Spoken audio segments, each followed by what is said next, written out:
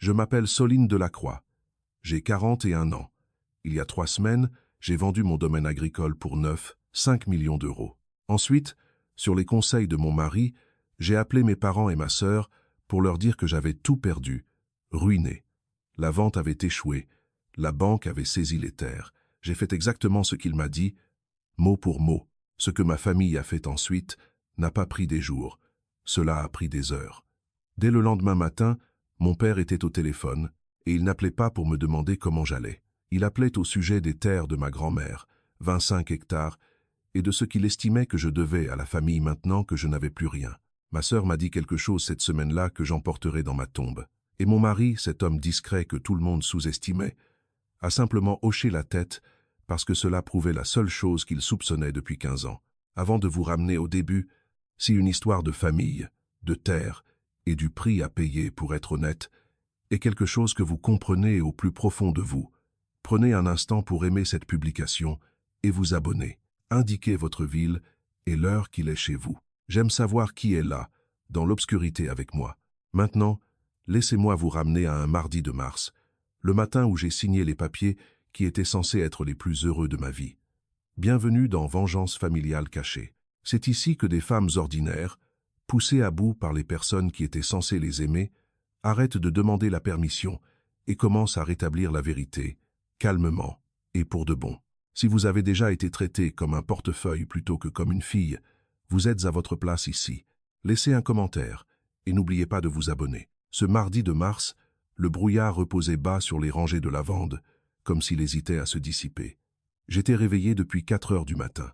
J'ai marché en prenant le chemin le plus long jusqu'au portail, passant devant les parterres de boutures, devant la vieille grange en pierre, et je me suis arrêté là, où l'enseigne peinte à la main par ma grand-mère pendait de travers sur son poteau. Le vallon d'Olympe, y était-il écrit de ses propres coups de pinceau.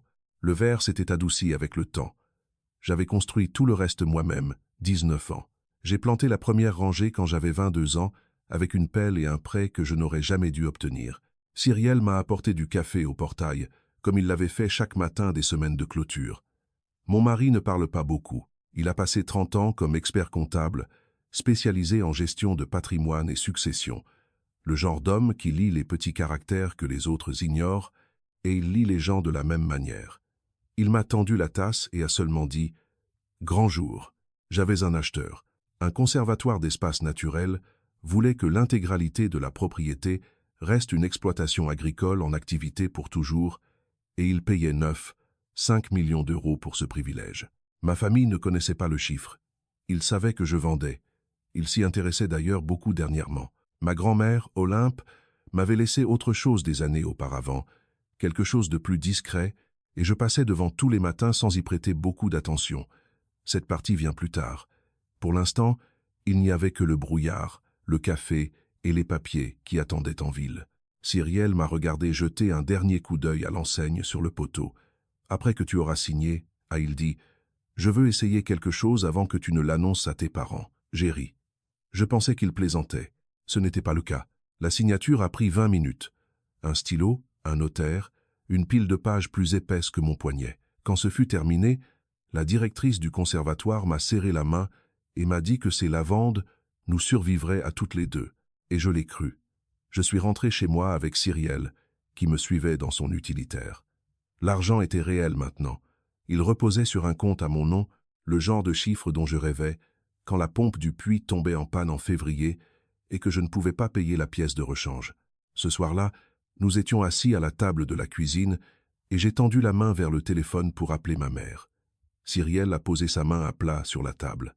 Pas sur moi, sur la table. « Dis-leur que tu es ruiné », a-t-il dit. « Comme ça, nous saurons. » J'ai reposé le téléphone. Savoir quoi? Il a pris son temps. Il le fait toujours. « Ça fait 15 ans que je les observe », a-t-il dit. « Ils appellent quand ils veulent quelque chose. Ils font les morts quand ils n'ont besoin de rien. Je n'ai jamais pu te le prouver, parce que tu paies toujours avant que l'addition n'arrive. » J'ai commencé à protester. Il a levé un doigt, doucement. « Dis-leur que la vente a capoté. Dis-leur que la banque a saisi le domaine. Dis-leur que tu n'as plus rien. » Ensuite, on s'assoit et on regarde ce qu'ils font avec une fille qui ne peut plus les aider. Je connais Cyrielle depuis 6 ans. Il ne m'a jamais rien demandé de cruel. J'ai regardé la fenêtre sombre au-dessus de l'évier, la silhouette du poteau du portail là, bas dans la nuit. Puis j'ai repris le téléphone. Si tu te trompes, ai-je dit, je vais me sentir affreusement mal. Il a hoché la tête. Si je me trompe, tu leur devras des excuses et un bon dîner. Il a fait une pause. Je ne me tromperai pas. Voici la famille, pour que vous puissiez les voir tels que je les voyais avant cette semaine-là. Mon père, Léandre, 66 ans, a géré une coopérative agricole pendant 30 ans et a perdu la majeure partie de ce qu'il a gagné en se portant garant pour les rêves des autres. Ma mère, Viviane, 63 ans, tenait les comptes et maintenait la paix, dans cet ordre. Ma sœur, Maëlys, a 4 ans de moins que moi, et elle a épousé Thibaut Vasseur, qui a une poignée de main ferme, mais peu de colonne vertébrale. Il y a 2 ans, Maëlys et Thibaut ont ouvert un domaine de mariage dans une ancienne bergerie de l'autre côté du département. C'est magnifique sur les photos. C'est aussi un gouffre financier, comme le sont souvent les choses magnifiques. Et pour acheter le matériel, les chapiteaux, la cuisine professionnelle, les générateurs, ils ont contracté un prêt. Mon père s'est porté garant, je le savais, de la même manière qu'on sent un courant d'air sous une porte. Et puis, il y a le vallon. 25 hectares. Ma grand-mère Olympe a refusé de vendre au promoteur toute sa vie, avec son ruisseau, sa chênaie et sa vieille grange à foin. À sa mort, elle ne nous l'a pas laissé comme un tas de biens à diviser.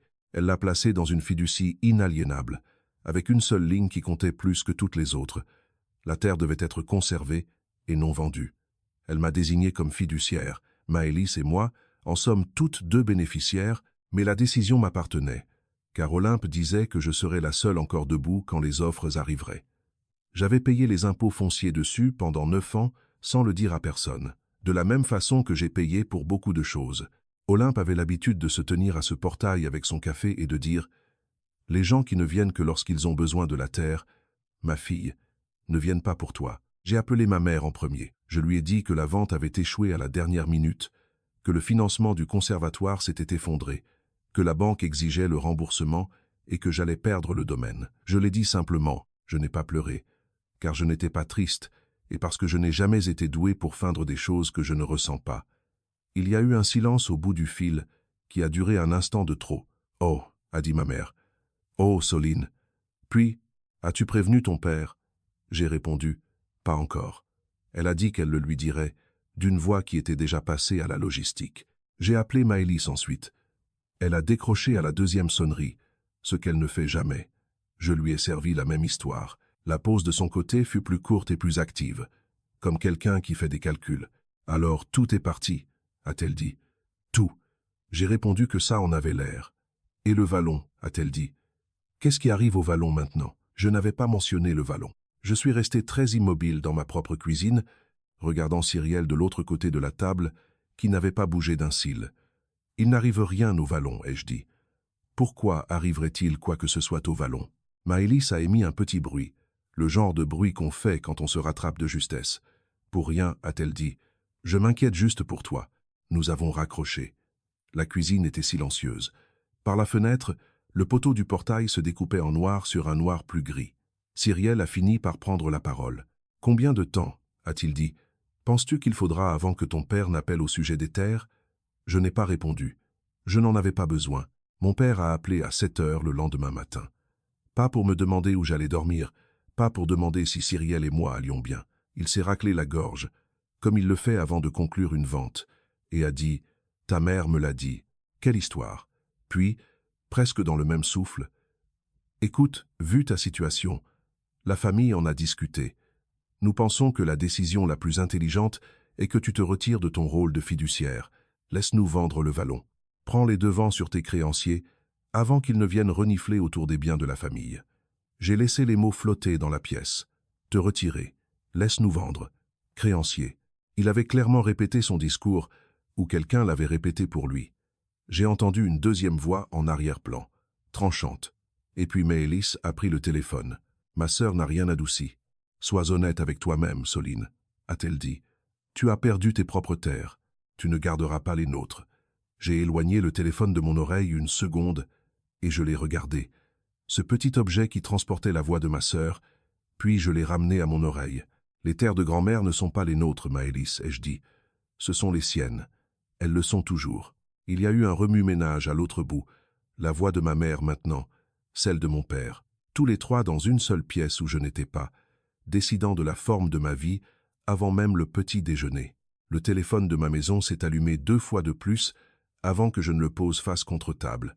3 semaines plus tôt, ces gens auraient traversé tout le département pour m'aider à porter des cartons. J'ai regardé Cyriel. Il avait eu raison, et avoir raison ne l'avait pas rendu heureux. Voilà, a-t-il dit doucement. Maintenant, nous savons qui ils sont. Je suis allé en ville le matin même pour voir maître Honoré le maire. Honoré a rédigé les statuts de la fiducie de ma grand-mère l'année de mes 30 ans, et son étude a cette odeur persistante de papier et de café froid. Il a 70 ans maintenant, et il écoute avec tout son visage. Je lui ai tout raconté, la vraie vente, le mensonge que j'avais dit, l'appel qui était revenu en moins de 12 heures. Il n'avait pas l'air surpris, il avait l'air fatigué, de cette manière dont les avocats honnêtes ont l'air quand ils ont vu une chose trop de fois. « Je vais vous dire cela lentement », a dit Honoré, « parce que les gens se trompent et ça leur coûte cher. » Il a posé ses mains à plat. « Le vallon n'est pas à vous, il n'est pas à Maëlys, il appartient à la fiducie. Vous détenez toutes les deux un intérêt bénéficiaire, pas un acte de propriété. Cela signifie qu'aucune de vous ne peut entrer dans un tribunal et forcer une vente. Il n'y a rien à diviser. Les terres répondent à la fiducie répond à moi qui l'ai rédigée et à vous qui l'administrez. J'ai posé la question que je devais poser. Que se passe-t-il s'ils disent que je suis en faillite, que je suis inapte? Honoré a presque souri. Être pauvre n'est pas un crime, et ce n'est pas un manquement à vos devoirs. Pour révoquer un fiduciaire, il devrait déposer une requête au tribunal et prouver que vous avez violé vos obligations. Mauvaise gestion, conflit d'intérêts.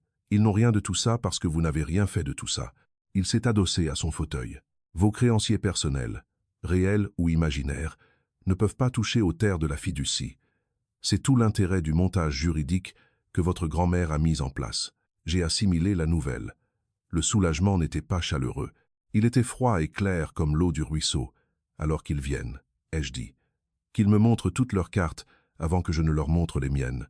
Ma mère a appelé cet après-midi-là et sa voix avait changé de costume. La logistique avait disparu. Maintenant, il y avait du miel dedans. « Chérie, nous essayons seulement de protéger la famille, » a-t-elle dit. « Tu ne veux pas que des créanciers traînent le nom de grand-mère dans la boue. Tu ne te le pardonnerais jamais. » Je lui ai demandé quel créancier elle imaginait s'en prendre à 25 hectares de foin et de chêne. Elle n'avait pas de réponse, alors elle a esquivé comme elle l'a toujours fait. « Ton père ne dort plus, » a-t-elle dit. Et là, pour la première fois, j'ai entendu quelque chose de vrai sous la performance. Il s'est porté garant de ce prêt pour le domaine de Maëlys. Si l'affaire coule, la banque s'en prendra à lui, à nous, à la maison. Alors voilà, ce n'était pas dit explicitement, mais c'était là, dans la pièce avec nous. J'ai ressenti la vieille attraction, celle qui a régi toute ma vie, le besoin irrésistible de réparer les choses, de faire le chèque, de faire disparaître la peur pour que tout le monde puisse respirer. J'ai passé 41 ans à être celle qui respire en dernier. Maman, ai-je dit aussi doucement que possible. J'entends que tu as peur. Elle s'est mise à pleurer, et une partie de ses larmes était réelle, et c'est la partie qui est difficile à raconter à qui que ce soit. Ma mère n'est pas un monstre. Ma mère est une femme effrayée qui a appris, il y a longtemps que j'absorberais tout ce qu'elle me tendrait. Alors aide-nous, a-t-elle dit. Tu nous aides toujours. J'ai fermé les yeux. L'odeur de lavande est montée de mes mains. Là où elle réside à cette période de l'année, peu importe comment je les frotte. Pense juste à ton père, a-t-elle dit, et elle a raccroché avant que je ne puisse répondre. De la façon dont on laisse une porte ouverte exprès.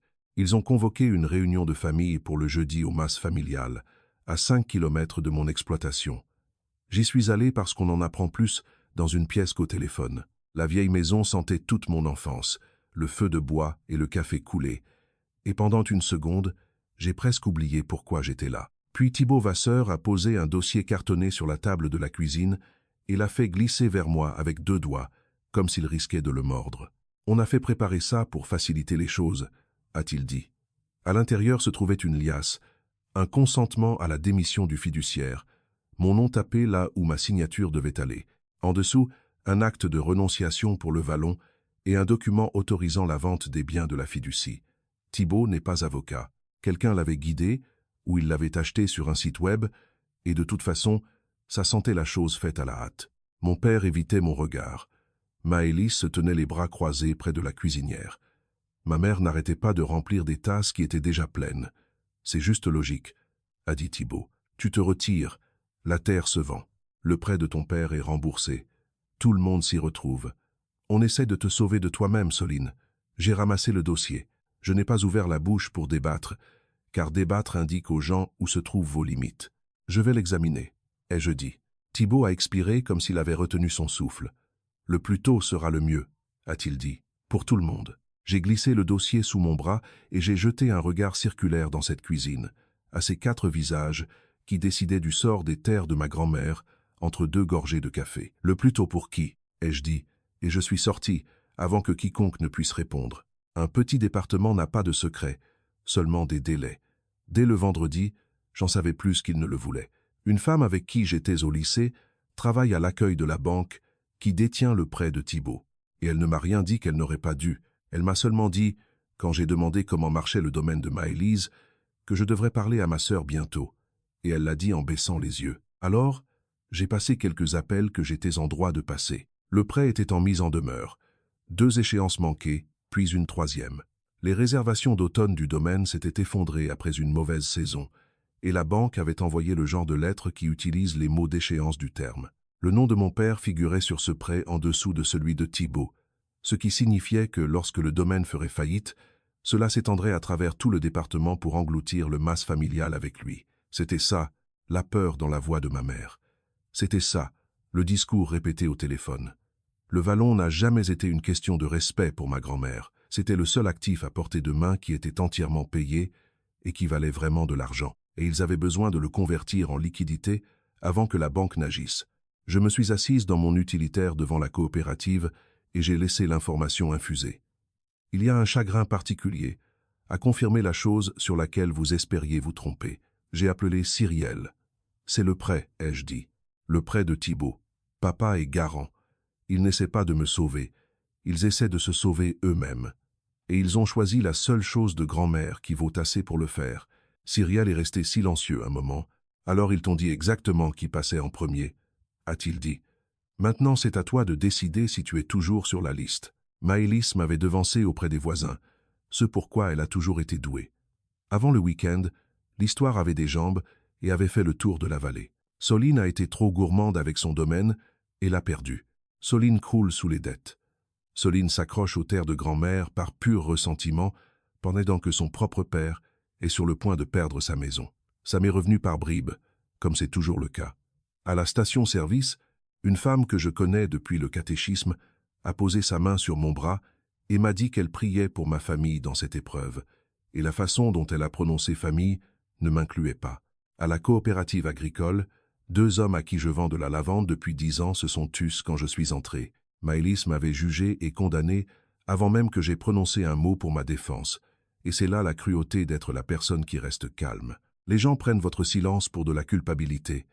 J'ai compris la manœuvre. Si la vallée croyait que j'étais une femme en train de couler qui prenait sa famille en otage, alors quand je refuserais finalement de signer, je passerais pour la méchante, et il passerait pour une famille prenant une décision difficile, mais pleine d'amour.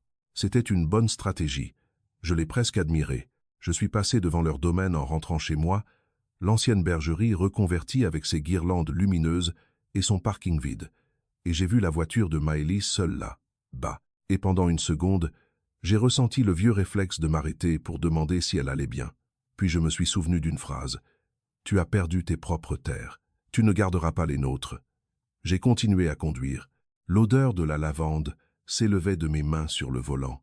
Fidèle comme toujours, la seule chose dans ce département qui m'était encore loyale. Ce soir-là, je suis allé au vallon seul. Le bail me laissait encore 60 jours sur mon propre domaine, mais le vallon avait toujours été l'endroit où j'allais pour réfléchir depuis que j'étais petite. L'enseigne de ma grand-mère était accrochée au poteau du portail, le vallon d'Olympe, de son écriture verte délavée, et je me suis tenu là comme elle en avait l'habitude, avec un thermos au lieu d'une tasse, et je me suis laissé me souvenir d'elle. Olympe avait élevé 3 enfants sur ses terres et y avait enterré un mari. Elle avait refusé un promoteur qui lui avait proposé une somme qui aurait tout changé. Et quand je lui ai demandé pourquoi, elle a répondu « La terre se souvient de ceux qui l'ont foulée, et elle n'avait pas l'intention d'être oubliée par un parking. » Elle m'avait appris à couper la lavande sous le bon angle. Elle m'avait appris à lire un homme à ce qu'il fait quand il pense que personne n'a besoin de lui. Elle est la raison pour laquelle j'ai bâti une ferme au lieu de quitter cette vallée. Et elle est la raison pour laquelle, debout à son portail dans l'obscurité, j'ai enfin compris que je ne me battais pas pour 25 hectares. Je me battais pour le droit d'être le genre de femme qu'elle pensait que je pouvais être. Si vous vous êtes déjà tenu devant une clôture que quelqu'un que vous aimiez a construite de ses propres mains et que vous l'avez senti vous demander doucement de ne pas la céder, alors vous savez déjà pourquoi je n'ai pas pris ce stylo. Rendez-moi un service avant de continuer. Prenez l'acte de propriété de ce qui compte le plus pour vous, votre maison, vos terres, le repère de votre famille, et lisez qui figure réellement dessus, et ce qui se passe si vous ne pouvez plus parler pour vous-même un jour. Puis revenez et restez avec moi, parce que la partie où ils ont essayé de le faire devant toute la vallée arrive. Ils ont réessayé le dimanche. Lors d'un dîner, ma mère a cuisiné comme elle cuisine quand elle veut quelque chose. Un bœuf bourguignon avec du bon pain. À la moitié du repas, Thibaut a ressorti le dossier et l'a posé près de mon assiette avec un stylo par-dessus, comme un dessert. « Nous avons déjà un acheteur intéressé, » a-t-il dit, un promoteur de la ville, mais ces choses-là vont vite.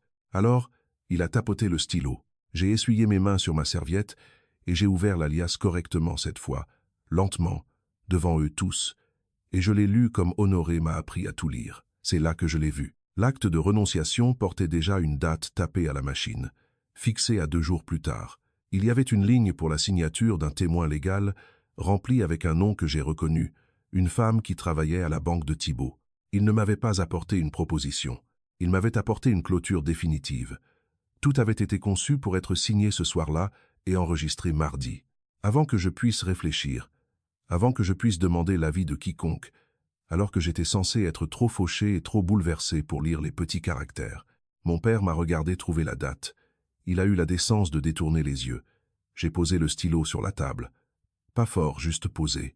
Je ne signe pas ce que je n'ai pas lu 2 fois, ai-je dit. Et je viens de lire ceci 2 fois. La mâchoire de Maëlys s'est contractée. Soline. Je me suis levé et j'ai rassemblé le dossier sous mon bras une fois de plus. Merci pour le dîner, maman, ai-je dit. La sauce était parfaite. J'ai conduit 5 kilomètres dans la nuit avec le dossier sur le siège passager, comme un animal endormi. Et j'ai pensé, pas encore, pas ici. Quand je démontrerai tout ça, ce sera quelque part où ils ne pourront pas faire comme si ça n'était jamais arrivé.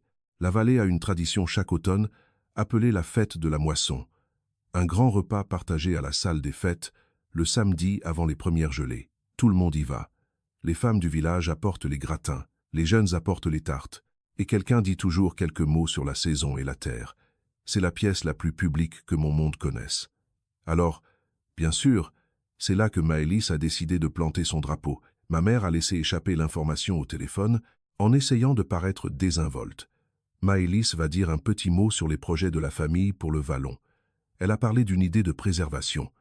Les gens sont enthousiastes. J'ai demandé quelle idée de préservation. « Oh, tu sais, a dit ma mère, le garder dans la famille, faire ce qu'il faut pour grand-mère. » Je savais exactement de quoi il s'agissait. Ils allaient se tenir devant toute la vallée et annoncer un plan pour vendre les terres de ma grand-mère, déguisé en hommage, en me faisant passer pour l'obstacle ruiné qui refusait de s'écarter. S'ils parvenaient à faire hocher la tête à la salle entière, la pression sur moi ne se limiterait plus à un coup de fil.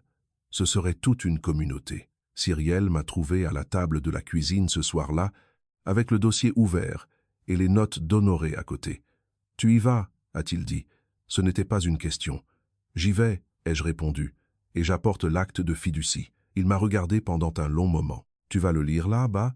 J'ai fermé le dossier. « Non », ai-je dit. « Pas encore. Je veux qu'ils prononcent chaque mot de leur plan devant Dieu et les gratins d'abord, qu'ils y mettent leur nom. Ensuite, je démolirai tout ça là où ça compte. » La salle des fêtes sentait les percolateurs à café, la cire pour le sol et 40 ans des mêmes plats de haricots verts. Je suis entré seul, et je me suis assise vers le fond sur une chaise pliante, et j'ai senti la pièce déplacer son poids loin de moi de cette petite manière malhonnête dont une foule agit quand elle a déjà choisi sa version de l'histoire. Après le discours du maire et les tartes, mon père s'est levé, puis s'est ravisé et s'est rassis. Et c'est Maëlys qui a pris la parole, parce que Maëlys a toujours été celle qui sait se tenir devant un public. Elle avait une pile de feuilles imprimées. Elle a parlé de grand-mère Olympe, d'héritage, de la difficulté de maintenir des terres ensemble quand. Et là, elle a laissé ses yeux dériver vers le fond de la salle. Les circonstances changent pour certains membres d'une famille. Thibaut a descendu les allées, distribuant les feuilles. J'en ai pris une. C'était un papier glacé, un projet de préservation du vallon de la Croix, avec une jolie photo de la Chênaie et un paragraphe sur la gestion responsable et l'avenir. Et nulle part, absolument nulle part, ne figurait le mot fiduciaire ou mon nom. Il m'avait effacé des terres de ma propre grand-mère sur une impression couleur. La salle a émis ce son chaleureux et approbateur que font les foules. Une femme a tapoté l'épaule de Maëlys alors qu'elle se rasseyait. Mon père m'a finalement regardé par-dessus toutes ces chaises pliantes, et son visage n'était pas cruel. Il était soulagé. Il pensait que ça marchait. Je tenais la feuille de papier glacée sur mes genoux, et je ne l'ai pas froissée, même si ma main en avait envie. J'étais venu exactement pour cela. J'avais besoin qu'ils le disent à voix haute, en public, avec des témoins, avant même que je n'ouvre la bouche. Ils venaient de le faire. Toute la vallée les avait regardés le faire. J'aurais pu me lever à ce moment-là. Une partie de moi le voulait. La partie qui avait été qualifiée de femme en train de couler à la station-service et pour laquelle on priait comme pour une veuve. J'aurais pu marcher jusqu'à l'avant et brandir mon acte de vente et la fiducie de ma grand-mère, et y mettre fin en 1 minute devant tout le monde et les regarder tous voir les visages de ma famille se décomposer. J'ai repensé à ce choix de nombreuses fois depuis. Je ne l'ai pas fait.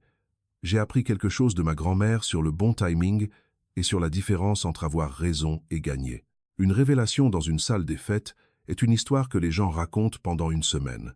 Un jugement dans un tribunal est un registre qui ne disparaît jamais. Alors je suis resté sur ma chaise pliante, et quand Maëlys est passée près de moi plus tard avec sa pile de feuilles sur papier glacé, elle s'est penchée juste pour moi et l'a redit, plus doucement cette fois, presque gentiment. « Tu as perdu tes propres terres, Soline. Laisse-nous celle-ci. » J'ai levé les yeux vers ma sœur. « D'accord, ai-je dit. Juste ça. » Son visage a exprimé quelque chose de complexe, la suspicion et le soulagement se battant pour le même centimètre carré. Je lui ai laissé la suspicion. J'ai pris mon manteau et je suis sorti dans le froid. Cyrielle m'attendait près de l'utilitaire, le moteur en marche et le chauffage allumé. Je suis monté, j'ai fermé la porte et j'ai respiré. « Alors, a-t-il dit, à quel point était-ce grave ?» J'ai presque ri. Ils ont distribué une brochure et je dis, avec mon nom rayé des terres de grand-mère, à toute la vallée. Cyrielle s'est engagée sur la route sombre. Alors ils viennent juste d'y apposer leur signature, a-t-il dit, devant tous les témoins dont tu auras jamais besoin. J'ai regardé les lumières de la salle des fêtes rétrécir dans le rétroviseur.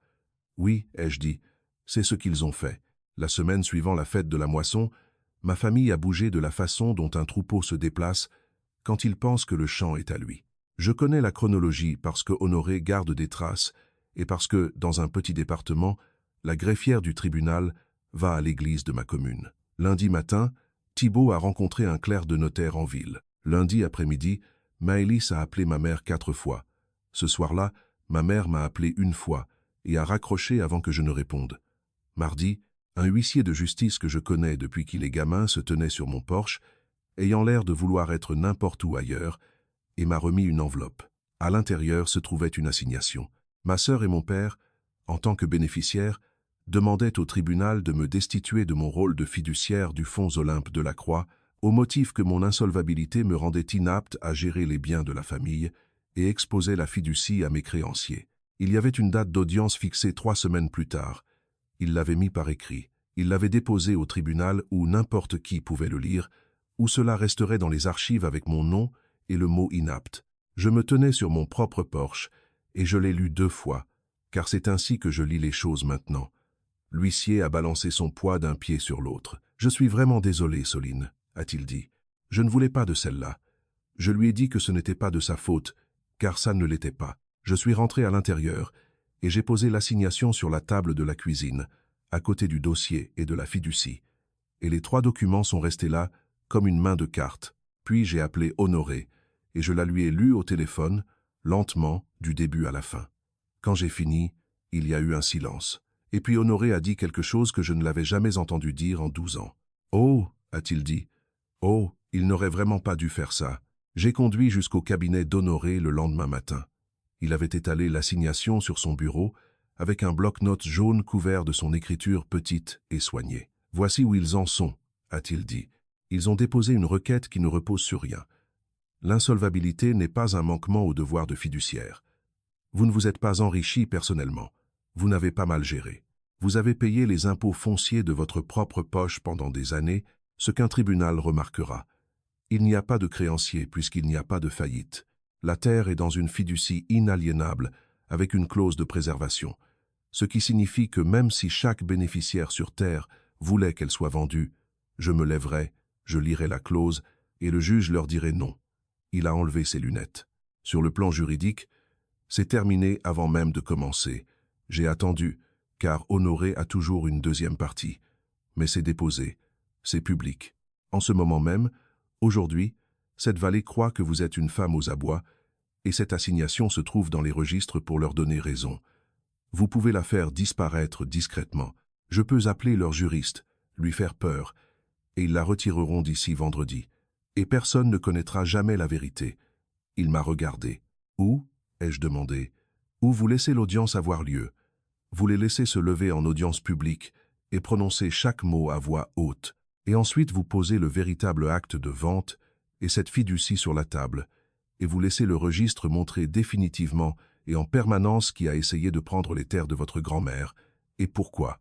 J'ai pensé à la station-service, à la prière qui ne m'incluait pas, à la brochure sur papier glacé avec mon nom effacé. Quand est-ce que ça leur coûte le plus d'avoir tort? Ai-je demandé. Honoré a presque souri. Dans un tribunal, a-t-il dit. Avec des témoins. Dans un registre officiel. J'ai pris mon manteau. Alors nous attendons l'audience. Tout le monde dans la vallée n'avait pas gobé la version facile. Léontine Dubois vit sur la route entre le mas familial et le vallon, et elle a veillé sur ma grand-mère pendant ces 2 dernières années, la conduisant à ses rendez-vous, s'asseyant avec elle à la fin. Léontine a 81 ans et n'a peur de rien.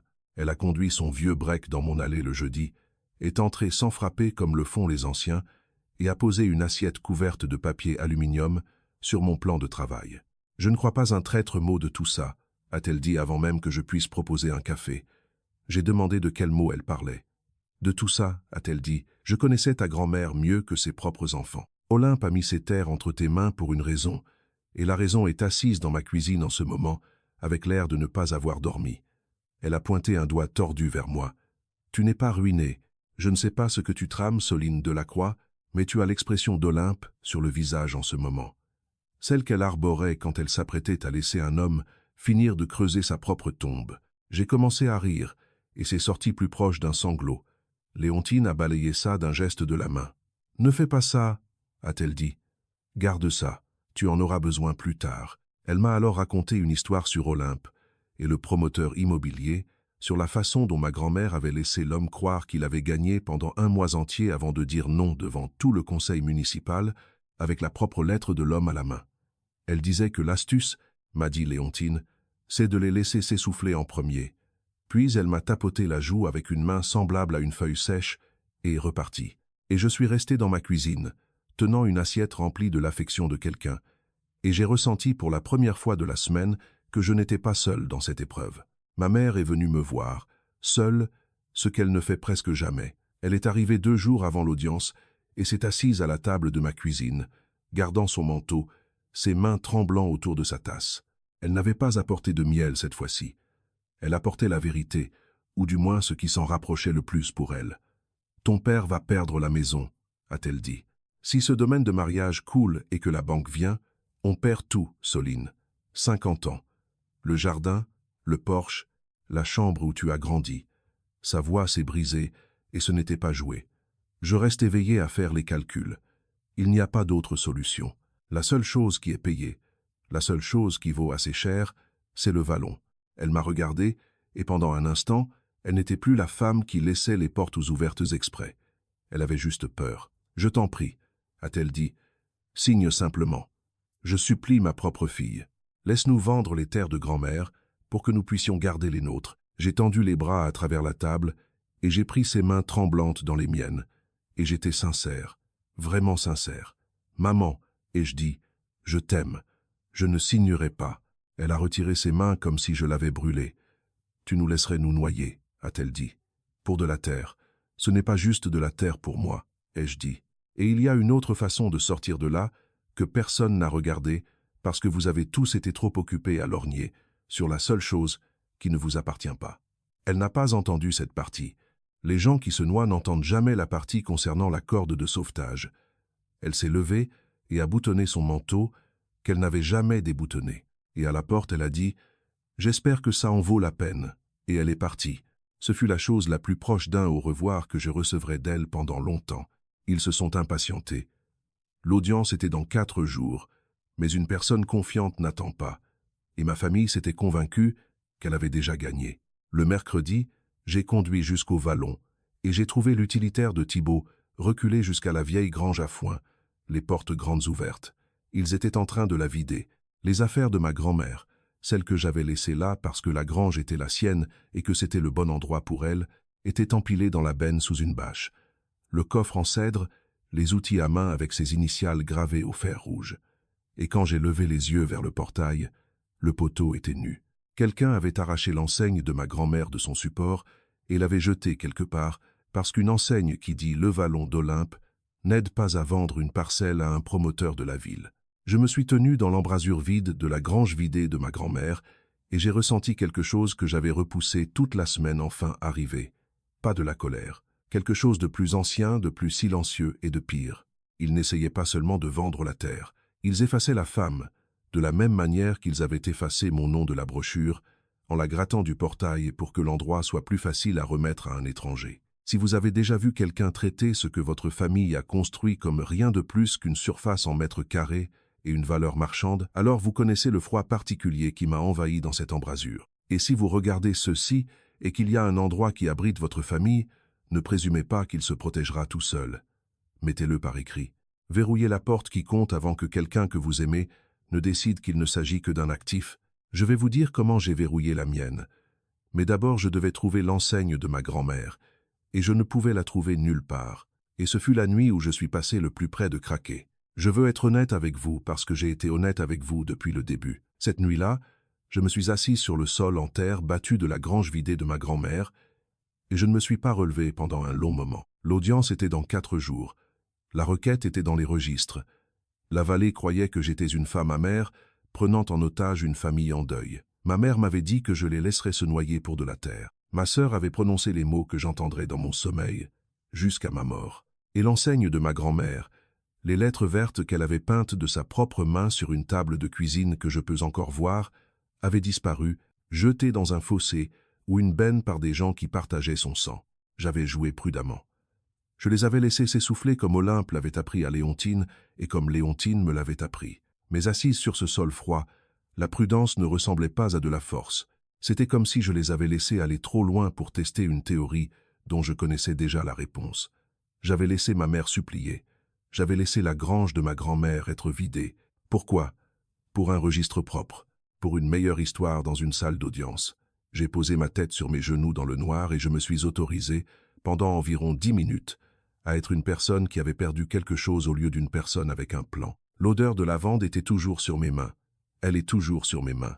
Je ne sais pas combien de temps je serai restée assise là. Je sais seulement que j'ai entendu un moteur sur les graviers, que des phares ont balayé les portes ouvertes de la grange, que j'ai levé la tête et que c'était Cyrielle. Cyrielle ne m'a pas dit de me lever. Il ne m'a pas dit que tout irait bien, ce qui est l'une des raisons pour lesquelles je l'ai épousé. Il a traversé la grange, s'est assis à côté de moi sur le sol froid dans son beau manteau, a passé son bras autour de moi, et nous sommes restés là ensemble, dans l'obscurité et la poussière. Au bout d'un moment, il a dit « Je suis passé tout à l'heure, j'ai vu la camionnette. » Il a fait une pause. J'ai cherché dans le fossé sur la route départementale. Puis il a tendu la main derrière lui dans le noir et a posé quelque chose sur le sol entre nous. C'était l'enseigne. Le vallon d'Olympe de l'écriture verte délavée de ma grand-mère. Un coin était fissuré là où le pied de biche l'avait accroché, mais elle était entière. Il l'avait trouvée là où il l'avait jetée, il l'avait portée jusqu'ici, et il n'en avait pas dit un mot jusqu'à ce que je sois prête à la voir. J'ai posé ma main à plat sur le bois peint, de la façon dont Honoré pose ses mains à plat quand il dit la vérité. Ils l'ont jeté dans un fossé, ai-je dit. Oui, a dit Cyrielle. Et tu l'as sorti de là. Nous sommes restés silencieux là-dessus. Au-delà des portes, les chênes étaient noirs contre un ciel qui se remplissait d'étoiles. J'ai laissé ça aller trop loin, ai-je dit. Peut être, a répondu Cyrielle. Ou peut Être avait-tu besoin de voir jusqu'au fond de leur âme pour ne plus jamais avoir de doute. Il m'a serré l'épaule. Tu n'as plus de doute maintenant, n'est-ce pas? J'ai regardé les lettres vertes fissurées. Non, ai-je dit. Je n'en ai plus. Et quelque chose en moi, qui était resté assis sur un sol froid, s'est relevé. Nous avons rechargé les affaires de ma grand-mère, mais nous avons ramené l'enseigne à la maison ce soir-là et l'avons posée sur la table de la cuisine, sous une bonne lumière. Je me suis assise en face d'elle avec la fiducie, la requête et l'acte de vente étalés en rangée. Cyriel a fait du café à minuit, ce que nous ne faisons jamais. Il a posé ma tasse, a regardé les 4 choses sur la table, l'enseigne et les 3 documents, et a dit la chose qu'il avait dite 3 semaines auparavant, mais tournée autrement maintenant. « Dis-leur que tu es ruiné, a-t-il dit doucement. Comme ça, nous saurons. Il s'est assis. Eh bien, maintenant nous savons. J'ai enroulé mes 2 mains autour de la tasse brûlante. Maintenant nous savons, ai-je répété. Alors maintenant tu décides, a dit Cyriel. Pas ce qui est vrai. Tu sais ce qui est vrai depuis le premier appel téléphonique. Tu décides qui tu protèges parce que tu ne peux pas protéger à la fois la terre et la famille. Ils t'ont forcé à choisir, ils l'ont fait exprès, et tu ne leur dois pas le confort de prétendre le contraire. J'ai regardé les lettres vertes de ma grand-mère, abîmées dans un coin, sauvées d'un fossé par l'homme le plus discret que je connaisse. J'ai pensé à Olympe au conseil municipal avec la propre lettre du promoteur à la main, le laissant dépenser tout son souffle. Demain, j'appelle Honoré, ai-je dit. On laisse l'audience avoir lieu. Je lis la fiducie à voix haute, je mets 5 millions d'euros sur la table devant un juge, et je les laisse comprendre exactement ce qu'ils ont fait. Cyriel a levé son café comme pour porter un toast. La voilà, a-t-il dit. Dehors, le poteau du portail se tenait vide dans le noir, attendant que son enseigne rentre à la maison. L'audience a eu lieu un mardi, 3 semaines jour pour jour après le matin où j'avais signé la vente de mon domaine. Le tribunal judiciaire est un bâtiment carré en briques avec une horloge qui a 11 minutes de retard depuis que je suis né. Je portais la robe grise que je mets pour les enterrements. Honoré m'a retrouvé sur les marches avec un dossier en cuir souple sous le bras et ce calme que je n'ai vu que chez les hommes qui ont lu tout le manuel avant l'examen. Quoi qu'ils disent là, dedans, m'a-t-il dit, vous restez sur votre chaise, vous gardez la voix basse, et vous me laissez vous tendre chaque chose dans l'ordre. Nous n'allons pas crier, nous allons être irréprochables à l'intérieur. Ma famille était déjà assise à droite, habillée comme les victimes. Mon père dans sa seule belle veste. Ma mère à côté de lui, regardant ses mains. Maëlys devant, le menton haut, une femme venue encaisser son dû. Thibault à côté de leur avocat, un jeune homme de la ville qui n'arrêtait pas de regarder son téléphone. Et dans la rangée du fond, là où elle s'assoit toujours, Léontine Dubois dans son manteau du dimanche avec les bras croisés, observant ma famille de la façon dont on surveille une casserole sur le point de déborder. Je me suis assise à côté d'Honoré, et j'ai posé mon propre dossier bien droit devant moi. À l'intérieur, il y avait 3 choses, la FIHEL et l'acte de vente d'un domaine agricole qui avait été cédé pour 5 millions d'euros à un conservatoire qui avait l'intention d'y faire pousser de la lavande longtemps, après notre mort à tous. Le juge est entré, nous nous sommes levés, le greffier a lu l'affaire. Dans l'affaire de la révocation de la fiduciaire du fonds Olympe de la Croix, et j'ai senti la salle se pencher vers ma famille, de la même façon que la salle des fêtes l'avait fait. Pas pour longtemps, ai-je pensé. Pas cette fois. Leur avocat a commencé en premier, car c'était eux qui avaient déposé la requête, et il s'est levé pour plaider la cause pour laquelle il l'avait payé. Il a dit que la fiduciaire, à dire moi, avait subi un effondrement financier total. Il a dit que ma faillite créait un risque inacceptable, que mes créanciers personnels puissent atteindre les biens de la fiducie, et que l'héritage de la famille pourrait être perdu pour satisfaire mes dettes. Il a dit que ma révocation était nécessaire pour protéger les bénéficiaires et les terres. Il l'a dit plutôt bien. Il a utilisé le mot inapte 2 fois. Mon père hochait la tête, Maëlys me regardait tout le temps, attendant que je tressaille, et je ne lui en ai pas donné l'occasion. Quand il s'est rassis, Honoré s'est levé. Il n'a pas élevé la voix, et il ne s'est pas pressé. « Monsieur le juge, a-t-il dit, ma cliente est la fiduciaire, et nous n'allons pas débattre de ses sentiments ce matin. Nous allons lire 3 documents, et ensuite, je crois que cette requête se résoudra d'elle-même. » Il a fait glisser le premier vers le greffier. Ceci est le document instituant la fiducie Olympe de la Croix, exécutée et notariée il y a 11 ans. Elle est inaliénable.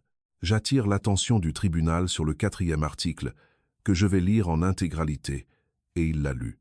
L'instruction de ma grand-mère, dans la voix monocorde d'un avocat, stipulant que les 25 hectares connus sous le nom de Vallon d'Olympe devaient être maintenus en fiducie et préservés, non vendus, non divisés, non hypothéqués, et que le fiduciaire avait la charge de garder les terres intactes aussi longtemps que la loi le permettait. Les plaignants, a poursuivi Honoré, demandent à ce tribunal d'autoriser une vente. La fiducie interdit une vente. Il n'y a rien de plus à autoriser. Il a fait glisser le deuxième document. Ceci est l'acte de propriété enregistré. Le titre du vallon est détenu par la fiducie. Pas par ma cliente personnellement, pas par les plaignants. Les bénéficiaires détiennent un intérêt bénéficiaire, qui est un droit à la bonne administration de la fiducie. Ce n'est pas un acte de propriété. Vous ne pouvez pas le diviser. Vous ne pouvez pas l'atteindre. Et les finances personnelles d'un fiduciaire, quelles qu'elles soient, ne s'étendent pas au bien de la fiducie. Car une fiducie inaliénable existe précisément pour empêcher que les problèmes d'une seule personne n'engloutissent ce qui était destiné à tout le monde. Il a laissé cette information s'installer. L'avocat de la ville ne regardait plus son téléphone. Quant à la révocation, a continué Honoré. Le critère est le manquement au devoir de fiduciaire, la mauvaise gestion, le conflit d'intérêts, la dilapidation. La requête n'allègue rien de tout cela. Elle allègue que ma cliente est pauvre. Monsieur le juge, la pauvreté n'est pas une violation d'un devoir. Si c'était le cas, la moitié de ce département serait inapte à détenir une clé de boîte aux lettres. Un murmure a parcouru la salle, presque un rire, ravalé aussitôt. Mon père avait cessé de hocher la tête. Le menton de Maëlys avait baissé d'un cran. Honoré s'est tourné vers moi et m'a fait un imperceptible signe de tête, ce qui signifiait que la partie suivante m'appartenait. Le juge a demandé si la fiduciaire souhaitait s'exprimer. J'ai répondu « Oui, monsieur le juge », et je me suis levé, gardant ma voix exactement là où Honoré m'avait dit de la garder, basse et posée, parce que j'avais appris que la voix la plus calme dans une pièce bruyante est celle que tout le monde se penche pour écouter. Il y a un dernier document, ai-je dit. Je l'ai fait glisser moi-même vers le greffier. Ceci est l'acte de vente définitif de mon domaine agricole. Il a été finalisé il y a 3 semaines. Mon domaine n'a pas fait faillite. La banque ne l'a pas saisi. Je l'ai vendu intact à un conservatoire d'espaces naturels pour 5 millions d'euros. J'ai laissé le chiffre flotter dans cette salle lambrissée. Je ne suis pas ruiné, ai-je dit. Je n'ai jamais été ruiné. J'ai dit à ma famille que j'avais tout perdu parce que mon mari me l'avait demandé, afin de découvrir une chose qu'il soupçonnait depuis 15 ans et que je refusais de croire. Je n'ai pas regardé Cyrielle, mais je sentais sa présence dans la pièce. Et ce que nous avons découvert se trouve dans la requête qui est devant vous. Moins de 12 heures après avoir cru que je n'avais plus rien à leur donner, mon père et ma sœur ont manœuvré pour prendre la seule chose que ma grand-mère m'avait confiée pour la protéger. Pas pour s'attrister avec moi, mais pour m'écarter de leur chemin. Mon père a émis un son. Maëlys a bondi de sa chaise. « Ce n'est pas vrai, monsieur le juge. Elle nous a menti, elle nous a humiliés. » Le juge a prononcé son nom une fois, calmement, mais elle a continué, sa voix montant alors que la mienne était restée basse. « Tu as perdu tes propres terres, » m'a-t-elle crié, à travers le tribunal. Les mots qu'elle avait prononcés 3 fois maintenant. « Tu n'as pas le droit de... » « Je n'ai pas fait faillite, Maëlys, » ai-je dit, « et je n'ai pas élevé la voix pour le faire. J'ai juste arrêté de payer tes factures. » La pièce est devenue d'un calme absolu. Ma sœur s'est tenue là, le reste de sa phrase mourant dans sa bouche. Je me suis tourné de nouveau vers le juge. J'ai payé les impôts fonciers du Vallon pendant 9 ans de ma propre poche. Je n'ai jamais retiré un seul centime de cette fiducie. La seule personne dans cette pièce qui a essayé de convertir les terres de ma grand-mère en argent liquide est assise à cette table parce que le prêt de son gendre est en défaut de paiement et que mon père s'en est porté garant. L'avocat de la ville a posé une main sur le bras de Thibault. Trop tard. Je ne suis pas inapte, ai-je dit. Je suis exactement ce que ma grand-mère m'a désigné pour être, la personne encore debout quand les offres arriveraient. Je me suis rassise. Honoré a croisé les mains, et le juge a regardé la requête devant lui pendant un long, très long moment, de la façon dont on regarde quelque chose sur lequel on sait déjà comment statuer. Le juge a posé une seule question à l'avocat des plaignants. « Maître, a-t-il dit, y a-t-il la moindre allégation dans cette requête selon laquelle la fiduciaire a mal géré la fiducie, s'est enrichi personnellement ou a dilapidé ses actifs ?» Le jeune homme s'est levé, a boutonné sa veste, puis l'a déboutonnée à nouveau. « Monsieur le juge, la requête est fondée sur la situation financière de la fiduciaire, qui, qui s'est avéré être tout le contraire de ce que vous avez allégué, a coupé le juge. Je vous le demande une dernière fois. Y a-t-il une quelconque allégation de manquement au devoir, quoi que ce soit d'autre que ses finances? L'avocat a baissé les yeux vers sa table, vers Thibault, vers mon père, vers la requête qui ne contenait rien d'autre, parce qu'il n'y avait rien d'autre à y mettre. Non, monsieur le juge, a-t-il dit. Pas pour le moment. J'ai regardé l'information voyager sur les visages de ma famille, la compréhension arrivant à des vitesses différentes. Thibault l'a compris en premier, et est devenu livide, car il avait toujours su de quoi il s'agissait vraiment. Mon père l'a compris ensuite, et a mis sa main sur sa bouche. Un vieil homme faisant des calculs dont il ne pouvait plus prétendre qu'ils n'étaient pas les siens. Le domaine, le prêt, la lettre de déchéance. Tout cela arrivait encore, mais maintenant sans le seul actif sur lequel ils avaient compté pour y échapper. Et ma mère. Ma mère m'a regardé à travers ce tribunal, et pendant une seconde où elle a baissé la garde, son visage n'était ni en colère ni effrayé. Il était honteux. Elle m'avait supplié de vendre les terres de ma grand-mère pour sauver sa maison, et elle venait d'entendre dans la question simple d'un juge ce que cela faisait d'elle. Elle a soutenu mon regard pendant cette unique seconde, et je l'ai vu comprendre. Et puis elle a détourné les yeux. La seconde était passée, et elle ne l'a pas conservée. Je ne vous dirai pas qu'elle a changé. Elle ne l'a pas fait. Mais le temps d'un souffle, ma mère a su exactement ce qu'elle avait fait. Et c'est la chose la plus proche de la justice que certaines familles obtiendront jamais. Le juge a posé la requête. Je pense que nous en avons terminé ici, a-t-il dit. Le juge a rejeté la requête sur le champ. Il a utilisé un langage prudent, comme le font les juges, mais le sens était assez clair pour toute la pièce. La fiducie était valide. La terre ne pouvait pas être vendue. La fiduciaire n'avait manqué à aucun devoir et ne serait pas révoquée. Puis il a ajouté quelque chose que je n'avais pas demandé et que je n'attendais pas. Regardant par-dessus ses lunettes la table des plaignants, il a dit qu'une requête aussi mince, déposée contre une fiduciaire pour des motifs qui se sont avérés faux, s'approchait du genre de procédure pour laquelle un tribunal pourrait imposer le remboursement des frais de justice et qu'il examinerait toute demande de mon avocat à ce sujet. Honoré n'en a pas déposé. Il m'a dit par la suite que la menace valait plus que l'argent, et il avait raison, comme il a généralement raison. Mais la partie la plus importante s'est produite la semaine suivante, et elle a eu lieu grâce à une chose que Honoré et moi préparions discrètement depuis le jour où l'assignation était arrivée. En tant que fiduciaire, avec l'autorité que la fiducie me conférait et l'ordonnance du tribunal la confirmant, j'ai placé une servitude de protection environnementale permanente sur le vallon. C'est enregistré maintenant au même tribunal, dans le même registre qui contient la requête rejetée. Cela signifie que ces 25 hectares ne pourront jamais être vendus, jamais aménagés, jamais divisés par moi, par Maëlys, par mes enfants ou les siens, par qui que ce soit, tant qu'il y aura un département pour l'enregistrer. La chose que ma famille a essayé de prendre à la hâte, je l'ai verrouillée pour toujours, lentement, délibérément, par écrit. Ma grand-mère avait repoussé un promoteur avec une lettre à la main. J'ai repoussé toute ma famille, avec une clause dans un acte notarié. Elle aurait aimé ça. Elle a toujours dit que l'astuce était de les laisser dépenser tout leur souffle en premier. Ils m'ont rattrapé dans le couloir après, comme le font les familles quand la partie officielle est terminée, et que la partie personnelle veut s'exprimer. Maëlys s'est précipitée sur moi en premier, sa voix basse et furieuse. « Tu nous as fait passer pour des criminels », a-t-elle dit devant tout le monde. J'ai regardé ma sœur pendant un long moment. « Non », ai-je dit, « je vous ai laissé passer pour exactement ce que vous avez décidé d'être. Il y a une différence. Et un jour tu la comprendras. » Mon père ne voulait pas me regarder du tout. Il se tenait près de la fontaine à eau, les mains dans les poches, un homme qui s'était porté garant pour un rêve de trop et qui n'avait plus personne à qui faire payer l'addition. Ma mère s'est tenue entre eux et a ouvert la bouche, et j'ai levé la main doucement, de la même façon que Cyrielle avait levé un doigt dans ma cuisine 1 mois plus tôt. « Je ne vais pas crier, » ai-je dit. « Je suis trop fatigué pour crier, et vous ne valez pas la peine que je donne de la voix. » Alors voici où je place la clôture. Le vallon est protégé pour toujours, et c'est la fin de cette conversation. Le prêt de papa est le prêt de papa. Ce n'est pas moi qui l'ai contracté, et ce n'est pas moi qui vais le rembourser. Et la prochaine fois que l'un d'entre vous m'appelle, il a intérêt à ce que ce ne soit pas pour de l'argent, parce que je ne décrocherai pas. Maëlys a commencé à dire quelque chose. « Tu peux être en colère, » lui ai-je dit. « Je suppose que tu as gagné ce droit, mais tu n'as pas le droit d'être confuse. Tu savais exactement qui j'étais. Tu pensais juste que j'avais arrêté de l'être.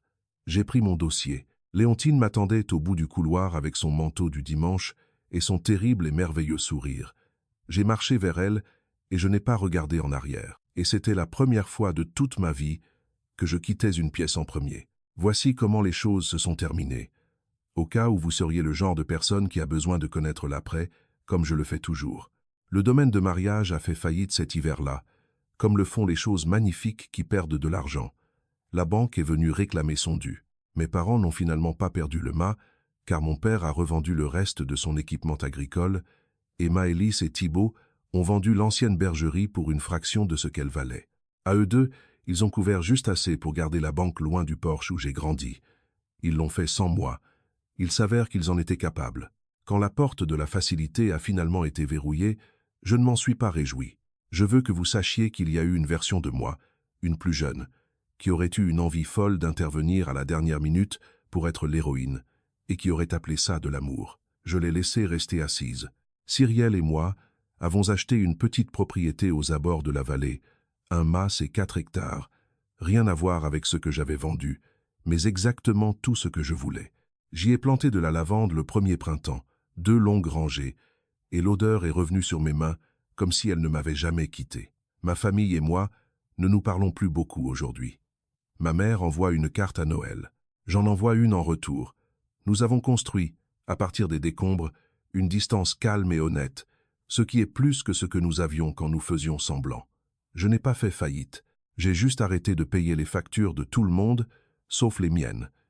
Et il s'est avéré que je pouvais m'offrir une vie entière avec ce qu'il restait. Il y avait une dernière chose que je devais faire, et je l'ai faite un matin clair de mai. J'ai conduit jusqu'au vallon, sur lequel je dois veiller, et que personne ne peut vendre, et j'ai apporté l'enseigne de ma grand-mère. Cyrielle avait réparé le coin fissuré pendant l'hiver, l'avait poncé, et un homme de la quincaillerie avait retrouvé la teinte exacte du verre, de sorte qu'il fallait savoir où était la fissure pour la trouver. Je suis monté sur la petite échelle, et j'ai raccroché le vallon d'Olympe sur son poteau, là où elle pendait depuis plus longtemps que je n'étais en vie. Et j'ai reculé, et je l'ai regardé se balancer un peu dans la brise venant du ruisseau. Ma grand-mère avait l'habitude de se tenir juste ici avec son café, et de me dire que la terre se souvient de ceux qui l'ont foulée.